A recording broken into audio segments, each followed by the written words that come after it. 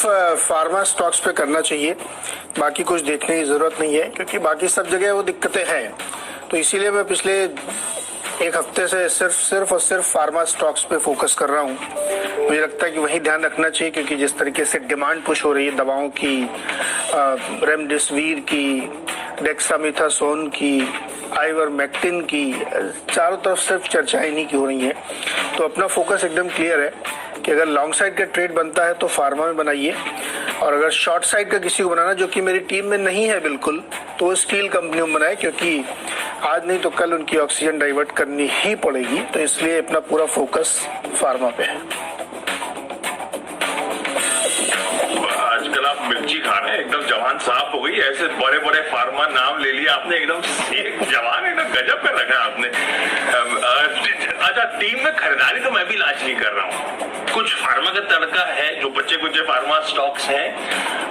कई सारी खरीदारी इसीलिए कि अगर गैप डाउन होता है तो खबरें अच्छी हैं, कईयों में रिजल्ट्स अच्छे आ रहे हैं, तो उनमें खरीदारी करने के हमें मौके ढूंढने, हाँ, मार्केट के मूड के साथ कुछ सेल कॉल, एक बढ़िया मिक्स देने की कोशिश। नीरज जी ने ऑब्वियस कर दिया कि 10 के 10 बल्लेबाजी उनकी टीम में।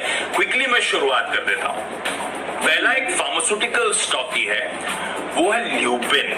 अच्छा, ये स्टॉक गजब के मोमेंटम में है, और जिस थ्रेशोल्ड पे आके खड़ा हुआ, जरा चार्ट खोल के देखिएगा, कई बार प्रीवियस इन्हीं लेवल्स पे आके, इन्हीं जोन्स के आसपास आके थकावट या वर्ड यूज कर लीजिए सप्लाई प्रेशर्स देखने को मिलते हैं, और ल्यूपिन इस लिहाज से बड़े मेक और ब्रेक लेवल पर है। और नीरज जी सही कह रहे हैं, फार्मास्यूटिकल्स में बहुत तगड़ी टेलविंड है इस समय, वो सेक्टोरल पॉकेट की तरफ रुझान सबका बढ़ रहा है, तो बहुत लाइकली है कि वो सप्लाई जोन्स का जो प्रेशर्स आते हैं उसको शायद इस बार ब्रीच करता हुआ नजर आए। इसलिए मैंने वर्ड यूज करा मेक और ब्रेक लेवल पे खड़ा हुआ है। ल्यूपिन खरीदारी करें, इस समय उस कंजेशन जोन की तरफ अप्रोच कर रहा है, 1120 तक के टारगेट्स के लिए अप्रोच करने के मौके पर इस स्टॉक को रिडाप रखिएगा। बहुत लाइकली है कि शायद आउट परफॉर्मेंस ये स्टॉक इवेंचुअली डिलीवर करने की कोशिश करे, तो खरीदारी करने का मन। सबसे पहले एक फार्मास्यूटिकल दिग्गज ल्यूपिन आप लोग को आपकी स्क्रीन पे नजर आ रहा है। दूसरी जो फार्मा केमिकल स्पेस से जुड़ी कंपनी है वो है सोलारा एक्टिव फार्मा साइंसेज। अब ट्यूसडे के ट्रेड में एकदम फ्लैटिश नोट पर ये स्टॉक बंद हुआ था। उस दिन के deal disclosure last trade data जो आता है उसमें स्पेसिफिकली मेंशन्ड है, फर्स्ट स्टेट इन्वेस्टमेंट ने 2,30,000 शेयर्स ट्यूसडे के ट्रेड में इस कंपनी में खरीदे। अब ये फर्स्ट स्टेट इन्वेस्टमेंट दरअसल ऑस्ट्रेलिया का बेस्ड एक एसेट मैनेजमेंट कंपनी है, जिसने बहुत एग्रेसिवली ट्यूसडे को स्टॉक में बाइंग करी है।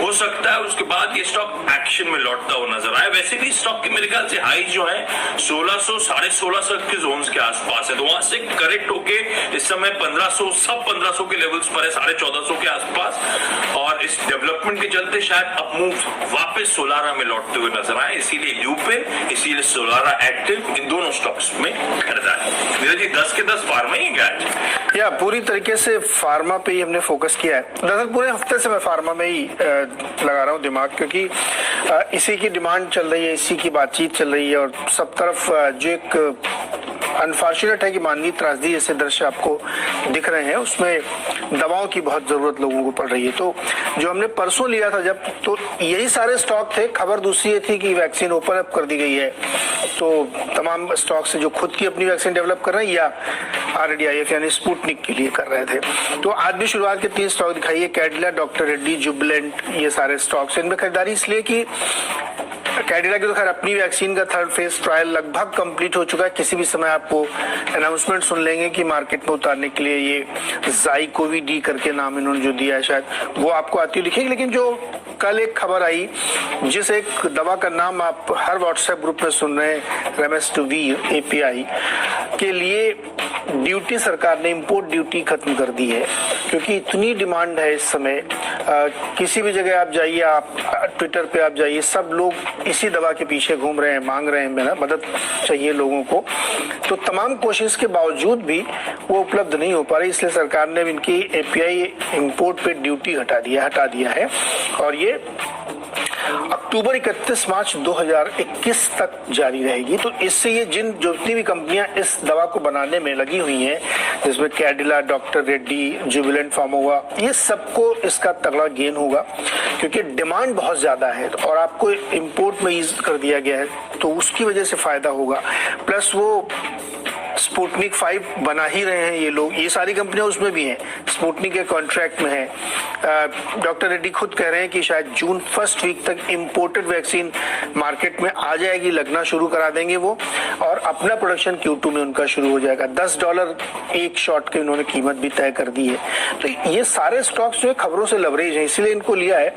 तो शुरुआत में 3 स्टॉक है, 4 रख लीजिए आप, सिप्ला भी ले लीजिए और सिंजीन भी, ये 5 स्टॉक आए इसके लिए, रेमडेसिविर के लिए एपीआई का बेनिफिट उठाएंगे, और ये 5 जो है किसी न किसी तरीके से वैक्सीन के डेवलपमेंट में भी जुड़े हुए हैं। तो पूरी तरीके से फोकस इसमें। आशीष, अब देखिए परसों मंगलवार को जितने भी टेस्टिंग वाले स्टॉक थे, लैब वाले, वो सब गिर गए थे, 2-2%, 2.5%। अब जहां पे टेस्टिंग के लिए लाइन लगा रहे हैं लोग, 48-72 घंटे से पहले टेस्टिंग नहीं हो रही, वहां पे स्टॉक क्यों गिर रहे हैं?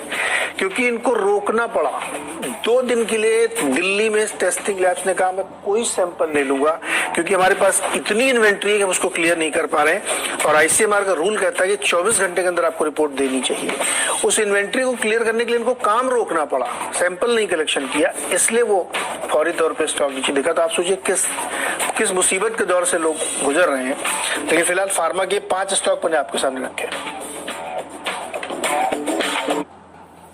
लेबोरेटरीज पर एक सेल कॉल है आज का।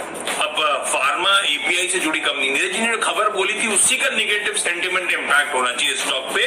तो गवर्नमेंट ने क्या करा, इंपोर्ट ड्यूटी वेव ऑफ करी रेमडेसिविर एपीआई की, रेमडेसिविर इंजेक्शंस की, जो उसके लिए बीटा साइक्लोडेक्स्ट्रीन इस्तेमाल करा जाता है रेमडेसिविर के मैन्युफैक्चरिंग में, उसके लिए। तो ये एग्जम्पशन जो है 31 अक्टूबर तक लागू रहेंगे। तो सीधे सीधे जैसे नीरज जी ने वर्ड यूज करे, कैडिला, डॉक्टर रेड्डी, ये सब जो बना रहे हैं उनके लिए अच्छी खबर आ गई। पर जो एपीआई मैन्युफैक्चरर्स हैं उनके लिए सेंटिमेंट नेगेटिव है।